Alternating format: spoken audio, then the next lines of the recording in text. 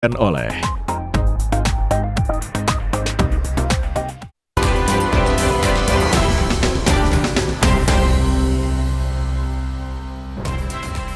Saudara, 20 Oktober 2025 mendatang, tepat 1 tahun pemerintahan Prabowo Gibran. Sejumlah program digulirkan, salah satunya yang cukup populer adalah makan bergizi gratis. Dan program ini memang bertujuan baik, akan tetapi munculnya kasus dugaan keracunan harus jadi perhatian khusus dalam 1 tahun pemerintahan Prabowo Gibran.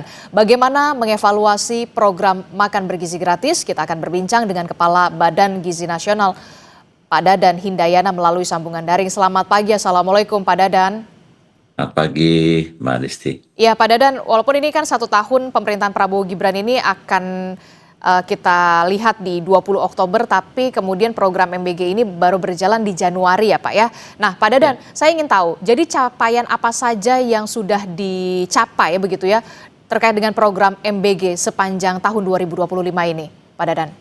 Ya, Alhamdulillah sampai hari ini sudah ada terbentuk 12.075 satuan pelayanan pemenuhan gizi di 38 provinsi, di 509 kabupaten, di 7.022 kecamatan, dan sudah bisa menjangkau kurang lebih 36,2 juta penerima manfaat, dari mulai ibu hamil, ibu menyusui, anak balita, sampai anak sekolah tingkat SMA, dan juga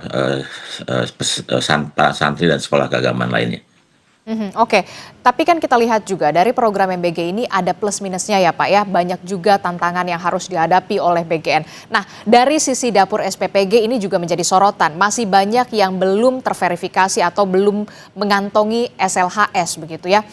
Tadi Anda mengatakan 12.000, tapi kemudian hanya 300-an yang baru mengantongi SLHS, sertifikasi SLHS ini. Nah, ini untuk SPPG yang banyak ini yang belum memperoleh SLHS, apakah programnya dihentikan atau gimana nih, SPPG-nya dihentikan sementara atau kemudian masih tetap jalan? Ya, sampai pagi ini ada 326 SPPG yang sudah mengantongi sertifikat layak higiene dan sanitasi.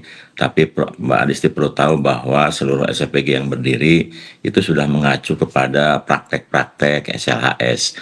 Jadi tidak heran kalau pintu masuk dan pintu keluar dari SPPG itu kan berbeda. Kemudian setiap titik yang penting pasti kita akan siapkan sesuatu yang mengamankan seluruhnya. Misalnya ada chiller, ada freezer, kemudian bahan tempat makannya harus dari stainless, demikian juga meja-mejanya. Kemudian di setiap SPPG juga memiliki IPA dan lain-lain sebagainya, sehingga prinsip-prinsip terkait dengan aspek higiene dan sanitasi sudah kita acu dari awal. Dan untuk pengurusan sertifikat ini sekarang sedang dilakukan serempak di seluruh Indonesia, dan insya Allah dalam tidak waktu lama seluruh SPPG akan memiliki sertifikat SLHS, meskipun prakteknya sudah kita lakukan dari awal.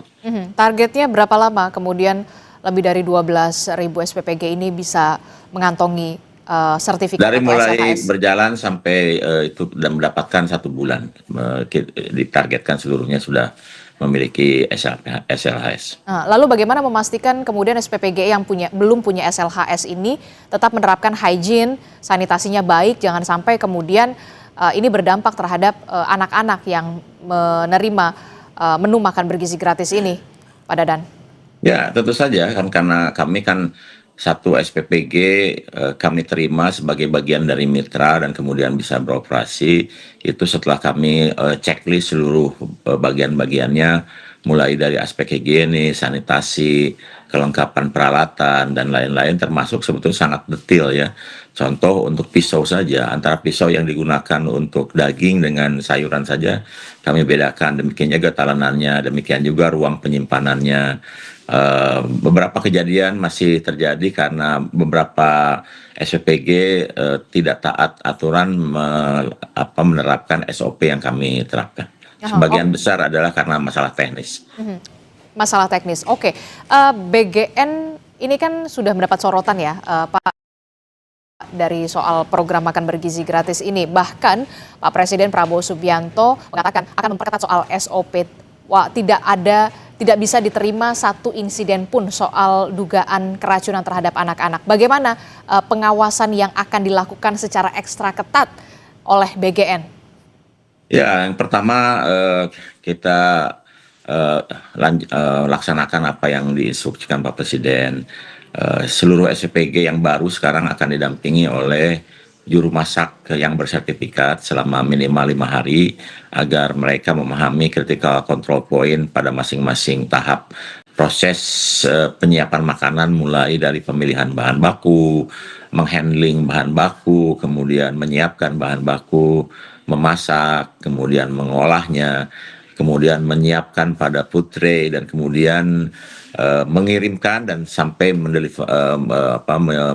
memberikannya kepada penerima manfaat. Itu akan didampingi oleh para juru masak profesional yang bersertifikat. Kemudian pada setiap SPG kita akan tempatkan rapid test untuk menguji kualitas bahan baku dan juga hasil makanan yang dihasilkan. Sebelum dibagikan kepada para siswa, nanti akan kami tes terakhir di sekolah dengan menggunakan rapid test apakah makanan tersebut masih layak dibagikan atau tidak. Kemudian pada setiap SPPG kami sekarang wajibkan ada memiliki alat sterilisasi yang dengan udara panas sehingga food tray itu bisa dipanaskan dalam waktu tidak lama dari 3 menit dan bisa dengan suhu 120 derajat sehingga seluruhnya bisa steril. Dan dari pengalaman, kualitas air di berbagai daerah ini berpengaruh banyak terhadap kasus kejadian, dan oleh sebab itu kami menginstruksikan seluruh SPG agar menggunakan air yang sudah bersertifikat atau air dalam kemasan untuk memasak. Dan tentu saja kami sekarang intens dengan dinas-dinas kesehatan di berbagai daerah untuk melakukan evaluasi monitoring secara ketat dan rutin, dan bahkan beberapa SPPG baru yang setiap minggu akan jalan itu sekarang itu setelah lolos verifikasi dari Badan Gizi baru boleh jalan kalau sudah mengantongi surat dari dinas kesehatan bahwa mereka layak jalan. Oke, jika ditemukan lagi ada dugaan kasus keracunan terhadap anak-anak kita begitu ya, Pak Dadan, apa sanksi yang bisa diberikan kepada SPPG yang bisa dikatakan masih ada nih dugaan kasus keracunan dengan pengawasan yang ekstra ketat tadi? Seluruh SPPG yang mengalami kejadian pasti kami stop, kami lakukan investigasi, dan mereka kemudian harus melakukan analisis secara menyeluruh, mengikuti rekomendasi dan SOP yang ditetapkan, dan penutupannya dilakukan berbasis besarnya kejadian yang ada atau renovasi yang harus dilakukan atau perbaikan-perbaikan yang harus dilakukan. Jadi bervariasi antara 2 minggu sampai 2 bulan yang sudah terjadi. Jadi sekarang itu masih ada kurang lebih 106 yang harus dihentikan, dan dalam waktu singkat nih akan ada 12 yang kami rilis untuk silakan beroperasi kembali setelah mengikuti seluruh proses perbaikan yang dibutuhkan. Oke, baik, terima kasih informasinya Kepala Badan Gizi Nasional Pak Dadan Hindayana telah bergabung bersama kami dalam program Sapa Indonesia Pagi Kompas TV. Terima kasih Bapak, sehat selalu. Assalamualaikum. Terima kasih Mbak Desi. Saudara, era baru pengelolaan perusahaan plat merah dimulai. Presiden Prabowo mengizinkan warga negara asing untuk memimpin badan usaha